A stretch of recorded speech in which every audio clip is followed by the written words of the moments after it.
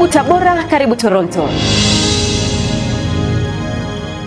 Hali ya jiji la Dar es Salaam kwa ujumla ni shwari, na shughuli mbalimbali za kiuchumi, za kisiasa na kijamii zinaendelea vizuri. Lakini mkazo wetu mkubwa sisi polisi kanda maalum ya Dar es Salaam ni watu kufuata sheria na kuitunza amani ya nchi hii.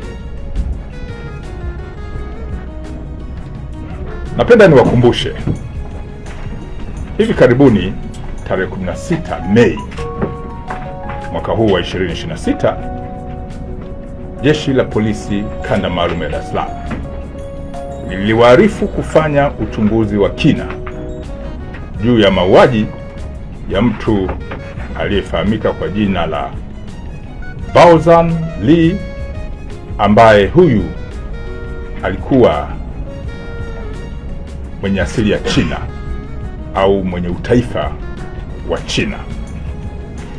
Mtu huyu alikuwa ni mmiliki wa kiwanda cha kuchakata chupa ambacho kilifahamika kwa jina la Zingli, ambacho kiko eneo la Mabibo, Ubungo, Dar es Salaam. Mtu huyu, kama mnakumbuka, aliuawa kikatili na watu waliodaiwa kuwa walikuwa ni walinzi wa kiwanda hicho. Kifo hiki na mauaji haya yalijenga taharuki miongoni mwa umma na jamii ya watu waliokuwa wanamfahamu mtu huyo. Jeshi la Polisi kanda maalum ya Dar es Salaam liliahidi kufanya uchunguzi wa kina, lakini pia uchunguzi huu umehusisha mamlaka zingine za kiuchunguzi ambazo zipo ndani ya Jeshi la Polisi. Ufuatiliaji umefanyika na Jeshi la Polisi limefanikiwa kuwakamata watuhumiwa 4 katika maeneo tofauti tofauti kuhusiana na tukio hili la mauaji. Watuhumiwa hao wote 4, baada ya kukamatwa, wamehojiwa kwa kina kwa kuzingatia mifumo ya kisheria na wamekiri kula njama kwa pamoja, baadaye wakamvamia usiku, kumshambulia na baadaye kumuua mtu huyo, baada ya kuwa wamemwibia kiasi cha pesa, kwa mujibu wa wao, kiasi cha pesa cha shilingi milioni 9.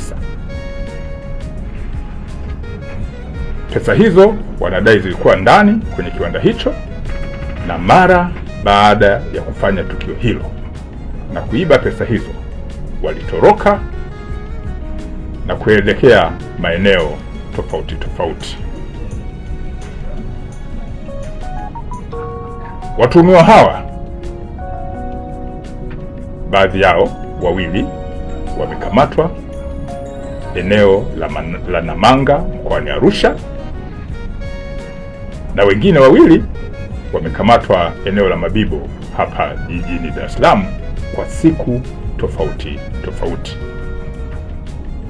Watuhumiwa waliokamatwa wamejulikana kwa majina ya Godson Simon au maarufu kwa jina la Laizer. Huyu ana miaka 25, ni mkazi wa eneo linaloitwa Okolili, Siha, mkoani Kilimanjaro.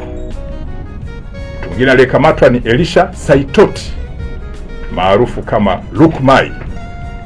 Huyu ana umri wa miaka 24 na ni mkazi wa eneo linaloitwa Mkonde, Handeni, mkoani Tanga.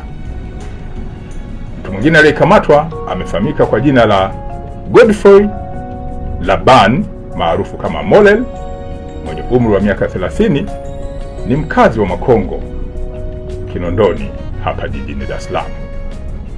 Mtu wa mwisho aliyekamatwa amefahamika kwa jina la Godson Pinel maarufu kama Isika, mwenye umri wa miaka 24, naye ni mkazi wa Kigamboni jijini Dar es Salaam.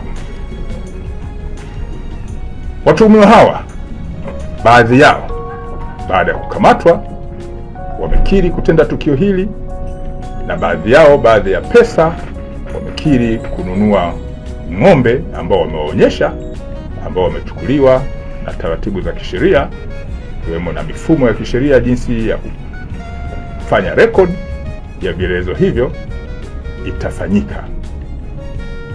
Baadhi yao pesa walizozipora wamedai kununua ng'ombe, na ng'ombe hao wamewaonyesha. Watuhumiwa wote hawa ambao wamekamatwa wataingia kwenye mifumo ya kisheria, ikiwa ni pamoja na kuishirikisha ofisi ya mashtaka ichambue hiki kilichochunguzwa, na baadaye wafikishwe mahakamani haraka iwezekanavyo. Jeshi la Polisi Kanda Maalum ya Dar es Salaam linaendelea kutoa wito watu kujiepusha na vitendo vya kihalifu. Narudia, Jeshi la Polisi Kanda Maalum ya Dar es Salaam halina huruma na wahalifu.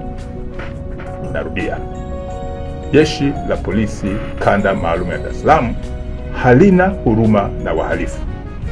Litaendelea kuwashughulikia wahalifu kwa mujibu wa sheria na kuhakikisha kwamba ushahidi ukipatikana watakamatwa na kufikishwa kwenye mamlaka zingine za kisheria ili hatua zizidi kuchukuliwa.